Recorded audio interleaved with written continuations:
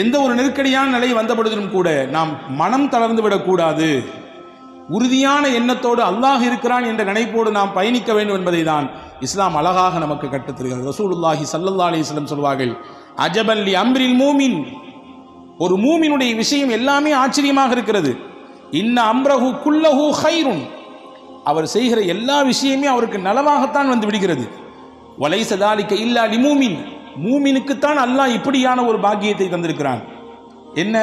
இன் அசாபத்துஹு சர்ராஉ ஃபஷக்கர ஃபகான கைரன் லா, அந்த மனிதனுக்கு ஏதாவது ஒரு சந்தோஷமான நிகழ்ச்சி நடந்தால், மகிழ்ச்சிகரமான செய்தி நடந்தால் அல்லாஹ் அவருக்கு சுக்ரியா செய்கிறார், நன்றி செலுத்துகிறார். யா அல்லாஹ், நான் நினைத்ததை போன்று என்னுடைய வியாபாரம் போய்கொண்டிருக்கிறது, லாபகரமான நிலை, நல்ல ஒரு முன்னேற்றம், நான் நினைத்தது போன்று உண்டான குடும்ப அமைப்பு, நான் நினைத்ததை போன்று உண்டான என்னுடைய பிள்ளைகளுடைய எதிர்கால திட்டமிடல் எல்லாம் சிறப்பாக போயிட்டு இருக்கு. யா அல்லாஹ், உனக்கே எல்லா புகழும், நன்றி. அல்லாஹ்வின் தூதர் சொன்னார்கள், ஃபகான கைரன் லா, அவருக்கு சந்தோஷம், உடனே நன்றி செலுத்தினார், அல்லாஹ் அவருக்கு அதை நன்மையாக மாற்றுகிறான்.